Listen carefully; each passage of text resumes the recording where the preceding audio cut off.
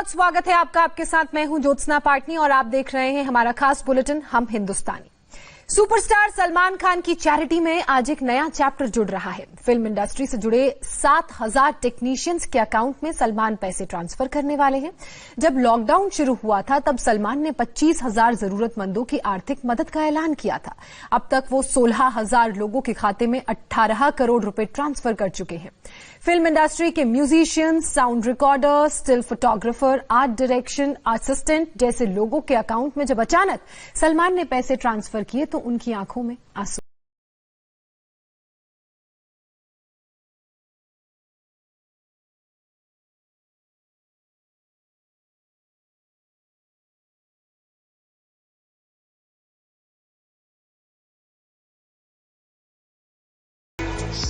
Lockdown से बॉलीवुड की shooting पर है फुल स्टॉप, लेकिन सलमान की समाज सेवा का लाइट, कैमरा, एक्शन सब ऑन है।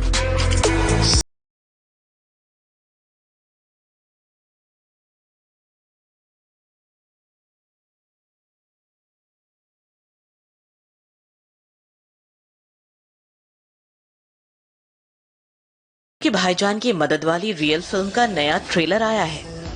सलमान खान ने फिल्म इंडस्ट्री के 7,000 टेक्नीशियंस को मदद की है। दबंग खान की इस रियल फिल्म की स्क्रिप्ट को शेयर किया है फिल्म इंडस्ट्री से जुड़े कामगारों की संस्था FWICE ने। सलमान भाई ने 18 करोड़ रुपए तकरीबन उन्होंने दिए हैं, आगे भी उनका आ रहा है। सबसे बड़ी बात यह है कि लोगों के जब फोन हमें आते हैं, उनके अकाउंट में 3-3 हजार रुपया जब अननोनली पहुंचा तो उन सब ने बहुत सी दुआएं दी। अपनी जब वो बातें हमें बता रहे थे तो मैं सुनते समय भी मेरे आंख में आंसू था और लोग दुआएं दे रहे थे सलमान भाई को। तो मैं आपके माध्यम से कहना चाहूँगा कि सलमान भाई हमारी फिल्म इंडस्ट्री है, मालिक उनको कामयाब करे। उनके लिए हमारे पास कोई शब्द नहीं है। लॉकडाउन में सलमान ने बॉलीवुड के 25,000 फिल्म वर्कर्स की मदद का ऐलान किया था। 16,000 जरूरतमंदों के खाते में पैसे पहले ही पहुंच चुके हैं। अब 7,000 और बैंक अकाउंट्स की लिस्ट तैयार है। खबर की पुष्टि खुद सलमान खान के मैनेजर और प्रवक्ता जॉर्डी पटेल ने इंडिया टीवी से की है। They have sent us an additional list of 7,000 workers over and above what Salman paid as per the list sent by Federation the last time. So these are people who were omitted or their details hadn't reached the Federation the last time when Salman had made the payments. So Salman has agreed to make the payments to these 7,000 people as well. Yes, the information is correct. और हम इस week सबको individually उनके account में पैसे भिजवा देंगे as we did last time. Salman Khan lockdown में अपने परिवार से दूर पनवल के फार्म हाउस में फंसे हैं। अपने फैंस के लिए कभी वो घुड़सवारी का वीडियो शेयर करते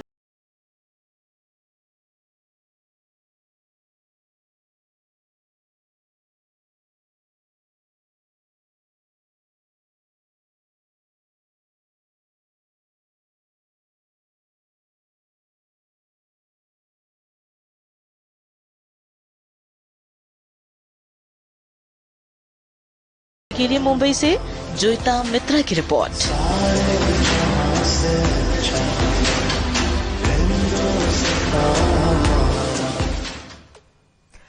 मुंबई से अब आपको लेकर चलते हैं अहमदाबाद की डीआरडीओ फैक्ट्री में। दुश्मन को पल भर में तबाह कर देने वाले हथियार बनाने वाला डीआरडीओ अब कोरोना के खिलाफ मैदानी जंग में उतर आया है। डीआरडीओ की इस फैक्ट्री में ऐसे मास्क का कपड़ा तैयार हो रहा है जो आइसोलेशन वार्ड में कोरोना वायरस से बचाने का रामबाण मास्क है। देखिए संवाददाता निर्णय कपूर की इस रिपोर्ट में।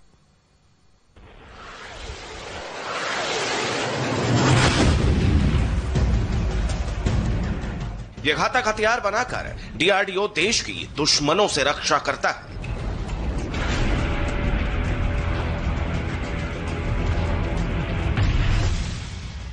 अब N99 मास्क बनाकर ये कोरोना वायरस से देशवासियों के लिए एक डिफेंस सिस्टम तैयार कर रहा है।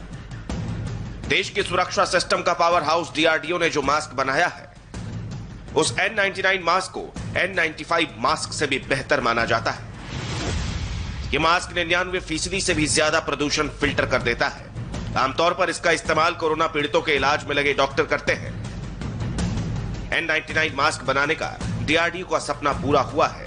अटीरा यानी Ahmedabad textile industries research association के सहयोग से N99 मास्क में जो कपड़ा इस्तेमाल होता है वो कपड़ा बनाने का काम अटीरा कर रही है। नैनो इलेक्ट्रिक स्पिनिंग मशीन में ये जो स्पेशल फाइबर है इस मास्क को बनाने में जो उपयोग होता है उसको यहाँ पे तैयार किया जा रहा है। ये जो फाइबर है इसे एक्चुअली इंटरमीडिएट फाइबर कहा जाता है जो फिल्ट्रेशन के लिए यूज होता है। और उसमें ये जो फाइबर आ रहा है मशीन में उस पर एक नैनो कोटेड फिल्म जो है वो चढ़ाई जा रही है। सिल्वर नैनो फिल्म है। इसको उस फाइबर के ऊपर लगा करके ये जो इंटरमीडिएट लेयर है जो मास्क के अंदर यूज होती है 5 लेयर मास्क में, उसको यहाँ पे तैयार किया जा रहा है इस फैब्रिक को। देश में N99 मास्क का कपड़ा सबसे पहले बनाने का श्रेय अटीरा को जाता है। ये भारत की एकमात्र संस्था है जहां N99 मास्क का फिल्टर मटेरियल तैयार किया जाता है। तो ये मशीन जो है बेसिकली रिसर्च पर्पस के लिए यहाँ पे लगाई गई थी, लेकिन अब इसे 24 घंटे चलाया जा रहा है अटीरा के द्वारा, क्योंकि देश में उस तरह के उस लेवल के मास्क की जरूरत है जो हमारे फ्रंटलाइन वॉरियर्स को चाहिए। उन्हें कोरोना वायरस के खतरे से लड़ने के लिए और ज्यादा इक्विप कर सकें, ऐसे मास्क की जरूरत है और वो सिर्फ इसी मशीन में बन सकते हैं। DRDO और अटीरा मिलकर 5 लेयर वाला N99 मास्क बना रहे हैं। इस खास मास्क के लिए अटीरा को modern nano electro spinning machine की जरूरत थी, जिसे गुजरात सरकार के आर्थिक सहयोग से खरीदा गया है। और अब दिन रात 24 घंटे यहां मास्क का कपड़ा बनाने का काम चल रहा है। N99 will filter about 99% of particulate matters. इसका मतलब ये होता है कि भाई अगर कोई सामने आपके कफ करता है या पार्टिकुलेट मैटर पे कोई इन्फेक्टिव मटेरियल है तो 99% ऑफ दैट पार्टिकुलेट मैटर जो है वो आपके अंदर नहीं घुसेगा, आपके सांस में नहीं अंदर जाएगा, लंग्स में नहीं जाएगा। तो जो DRDO और अटीरा ने मिलके जो पहल की है which is excellent, and the best part is corona has given this innovation and this new thing coming up. ATIRA में रोज 15,000 मास्क लायक कपड़ा तैयार हो पाता है, लेकिन DRDO की डिमांड रोज 40,000 N99 मास्क के लायक कपड़ा तैयार करने की है और अटीरा ये मिशन पूरा करने की जी जान से कोशिश कर रहा है। ये फेस मास्क में बहुत ही अच्छा हेल्पफुल रहेगा। It will give a very high protection to people who are at high risk, so like doctors हों या नर्सेज हों या फ्रंटलाइन हेल्थ वर्कर्स हों जो who are prone to high risk, उनके लिए इस तरह का face mask will give a good protection. DRDO ने अटीरा को 5 लाख मास्क का कपड़ा तैयार करने का ऑर्डर दिया था। इनमें से 4,85,000 N99 मास्क बनाने लायक कपड़ा अटीरा ने DRDO तक पहुंचा भी दिया है। DRDO में जो N99 मास्क बना है उसका वजन 12 ग्राम है। इसका प्रोडक्शन मुंबई और कोलकाता में किया जा रहा है। अटीरा और DRDO ने मिलकर जो कमाल किया है उसकी चर्चा देश भर में हो रही है। मोदी सरकार के मंत्री पीयूष गोयल ने भी DRDO को इस कामयाब कोशिश के लिए बधाई दी है।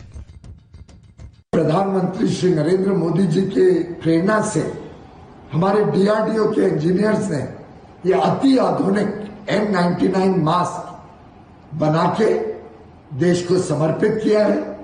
इस मास्क ने सभी टेस्ट पास कर दिए, यह अप्रूव हो गया है हर साइंटिफिक लैबोरेटरी टेस्ट से, और इसकी 12 महीने की अवधि है। ये 12 महीने तक आपके काम आ सकता है। कोरोना संकट आने के बाद N99 मास्क इतनी जल्दी बनाना कोई आसान काम नहीं था, लेकिन यह मुमकिन हो पाया क्योंकि जरूरत का सामान देश विदेश से मंगाने के लिए गुजरात से लेकर केंद्र सरकार तक फुल स्पीड के साथ एक्शन में थी। निर्णय कपूर, इंडिया टीवी, अहमदाबाद। अब आपको लेकर चलते हैं मध्य प्रदेश। दुनिया भर में मशहूर उज्जैन के महाकाल मंदिर में आजकल ना तो भक्त भस्म आरती देख रहे हैं, ना ही कोई दुग्धाभिषेक के दर्शन कर पा रहा है। कोरोना के संकट की वजह से मंदिर में भक्तों की एंट्री पर भी बैन लगा है। मंदिर के कपाट बंद हैं, फिर भी भक्तों की मदद भोलेनाथ कर रहे हैं। कैसे कर रहे हैं, आपको दिखाते हैं।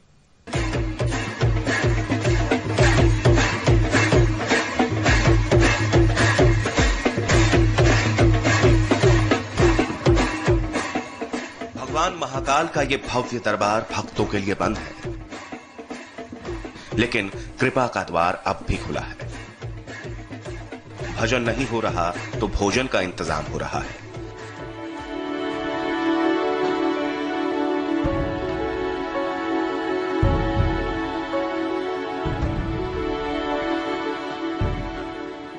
पकवान बन रहे हैं ताकि इंसान को बचाया जा सके। बेसहारा जनता का सहारा बना है बाबा भोलेनाथ के 12 ज्योतिर्लिंगों में से एक उज्जैन का महाकाल मंदिर।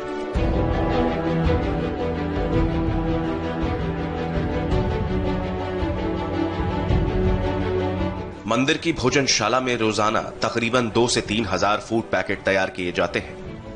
जरूरत पड़ने पर पैकेट की संख्या बढ़ाकर 4000 कर दी जाती है।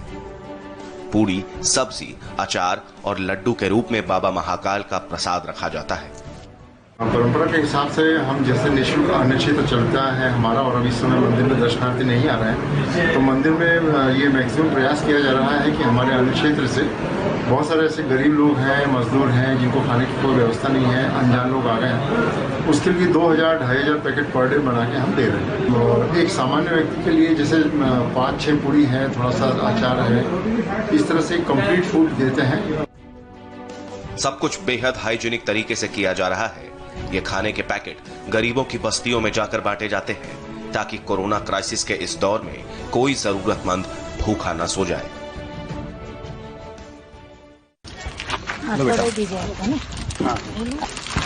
जय श्री महाकाल। जय श्री महाकाल। जय श्री महाकाल। माता जी एक भगवान भोलेनाथ के भक्त गाड़ियों पर निकलते हैं और जरूरतमंद को खाना बांट रहे हैं। फूड पैकेट्स बांटते वक्त सोशल डिस्टेंसिंग का खास ख्याल रखा जाता है। थोड़ा दूर गैप बना के, पीछे से गैप बना के भैया। हाँ भैया, आता जी आगे आ जाओ, आ जाओ, एक जना ज्योतिर्लिंग है, बाबा महाकाल का मंदिर है, वहां से नित्य प्रतिदिन 200 पैकेट हम लोगों को वहां से मिल रहे हैं। लगभग 2000 पैकेट का वितरण need of blood donation group द्वारा उज्जैन शहर में किया जा रहा है। बाबा महाकाल के यहाँ से जो 200 पैकेट्स आते हैं, तो वहां पर हम लोगों ने ऐसे कुछ स्पॉट्स चयनित कर रखे हैं जहां पर पौष्टिक आहार की ज्यादा जरूरत होती है। जैसे जहां हम अभी खड़े हुए हैं, कवेलू कारखाना है, यहाँ पर आप देखेंगे तो चारों तरफ झुग्गी झोपड़ियां हैं, छोटे छोटे बच्चे हैं, तो वहां पर से जो चने मिलते हैं, पूड़ी मिलती है, तो उन पूरे भोजन का जो वितरण होता है, यहाँ पर हम लोग एक एक घर के अंदर जा जाके वितरित करते हैं। गरीबों की भूख का इंतजाम करने का ये काम महाकाल मंदिर समिति की देखरेख में होता है। मंदिर के पंडे, पुजारी और सामाजिक संस्थाएं भी अपना योगदान देती हैं। भोजन तैयार होने के बाद इसे बंटवाने का काम सामाजिक संस्थाओं के जिम्मे दे दिया जाता है। संस्था के सदस्य महाकाल मंदिर पहुंचते हैं और भोजन के पैकेट लेकर निकल पड़ते हैं। सड़क पर कोई गरीब दिखता है तो उसे फूड पैकेट पकड़ा दिया जाता है। श्री महाकाल अन्न क्षेत्र में तैयार भोजन रोज हजारों भूखों का पेट भरने का काम कर रहा है। 150 लोग हैं हमारे मोहल्ले में, 150 परिवार है, उन लोगों को खाना प्राप्त करते हैं और खाना भी इतना अच्छा आता है कि वो खाना देख के ही सब गरीब परिवार बड़े खुश हो जाते हैं और सब अपने नियम से अपने गोले में खड़ा करके एक एक व्यक्ति को खाना देते हैं, बांटते हैं, और जो रह जाता है उनको फोन लगा के बुलवाते भी हैं कि भैया ये लोग रह गए। बाकी लोगों के लिए मुझे खाना देते हैं कि दीदी आप बांट देना। मंदिर की भोजनशाला में खाना बनाने से लेकर बांटने तक के काम में तकरीबन 60 लोगों की टीम लगी है। कोरोना वायरस से आया संकट जब तक टलेगा नहीं, तब तक भूखों तक भोजन पहुंचाने का यह काम रुकने वाला नहीं। Arvind Kumar, India TV, Ujjain. अब चलते हैं शिरडी के साईं मंदिर। यहां आने वाले कोई भी जरूरतमंद को खाली हाथ नहीं लौटना पड़ रहा है। शिरडी साईं ट्रस्ट ने कोरोना से लड़ने के लिए महाराष्ट्र के मुख्यमंत्री को 51 करोड़ का डोनेशन दिया है। शिरडी में पूजा पाठ, भजन कीर्तन सब बंद है, लेकिन साईं की रसोई से कोई भी भूखा वापस नहीं लौट रहा है।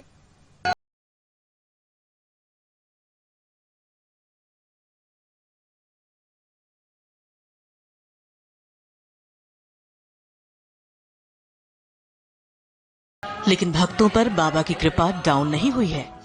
पूजा पाठ, भजन कीर्तन बंद हुआ तो भंडारा चालू हो गया। ड्यूटी पर तैनात पुलिसकर्मी हो या अनाथ आश्रम के बच्चे, साईं बाबा का प्रसाद हर जरूरतमंद का पेट भर रहा है। भूखों को भोजन के साथ साथ बेसहारा को ठिकाना भी मिल रहा है। बाबा के दर्शन करने आए जो भक्त लॉकडाउन की वजह से शिरडी में अटक गए, उनको साईं ट्रस्ट की तरफ से साईं निवारा में ठहराया गया है। तकरीबन 200 श्रद्धालुओं को रोज चाय से लेकर लंच डिनर तक सब कुछ मिलता है। परोपकार के इस काम में कायदे कानून का भी ख्याल रखा जाता है। साफ सफाई भी है, सोशल डिस्टेंसिंग भी है और मुंह पर मास्क भी लगा है। भक्तों के बीच कम से कम 1 मीटर की दूरी जरूर रखी जाती है। ये बुजुर्ग महिला पुणे से शिरडी साईं बाबा के दर्शन करने पहुंची थी। लॉकडाउन में फंसने पर साईं ट्रस्ट से जो सहारा मिला वो ये कभी नहीं भूल पाएंगी। 20 तारीख को आए थे। हम साईं आश्रम में उतरते हैं हमेशा। दर्शन के लिए आए थे, साईं आश्रम में उतरना चाहते थे, लेकिन क्या हुआ, साईं आश्रम तो बंद हुआ और हम इधर आए। रास्ते पे आए तो पुलिस ने कहा हाँ निवारा में तुम्हारा सब कुछ व्यवस्था की है, तुम वहाँ जाओ। तो हम वहाँ इधर आए, 21 तारीख को इधर आए और इधर सब व्यवस्था है। कोरोना की इस आपदा से निपटने के लिए शिरडी साईं बाबा ट्रस्ट ने महाराष्ट्र के मुख्यमंत्री को 51 करोड़ रुपए का डोनेशन दिया है और ट्रस्ट रोज 3500 लोगों के मुफ्त खाने की व्यवस्था कर रहा है। ये मालेगांव के रहने वाले सुभाष बचछाव हैं। 23 मार्च को शिरडी साईं बाबा अस्पताल में अपनी आंखों का इलाज कराने पहुंचे थे। संकट में तो फंस गए, लेकिन साईं की कृपा से कोई कष्ट नहीं हो रहा। मैं आया था यहाँ आपके इलाज के लिए, लेकिन यहाँ आया तो यहाँ पूरा लॉकडाउन हो गया था। कोई बस ट्रेन कोई चल नहीं रहा था, इसलिए मैं यही अटक गया। तो फिर यहाँ के जो साईं बाबा संस्थान है, पालकी निवारा और प्रशासन, इन्होंने यहाँ जो अटके थे लोग, इनकी बहुत अच्छी तरह से यहाँ व्यवस्था की है। यहाँ खाने पीने का टेंशन नहीं, रहने का टेंशन नहीं, सबको एकदम बढ़िया तरीके से रखा गया है। साईं ट्रस्ट सिर्फ साईं बाबा के भक्तों की मदद नहीं कर रहा, कोरोना महामारी से निपटने में प्रशासन की भी खूब मदद कर रहा है। ट्रस्ट के भक्ति निवास में क्वारंटीन किए गए लोग रखे गए हैं और 55 क्वारंटीन लोगों की हर सुविधा का ख्याल रखा जा रहा है। कातिल कोरोना ने दुनिया में बहुत कुछ बदल डाला है, लेकिन अगर कुछ नहीं बदला तो वो है साईं की कृपा। साईं अपने भक्तों का दुख पहले भी दूर कर देते थे। साईं अपने भक्तों का दुख आज भी दूर कर रहे हैं। इंडिया टीवी के लिए शिरडी से मनोज गाड़ेकर की रिपोर्ट। और फिलहाल वक्त एक छोटे से ब्रेक का हो गया है। ब्रेक के उस पार आपको दिखाएंगे अस्पताल से कहां गायब हो गई कोरोना संदिग्ध मुस्लिम महिलाएं।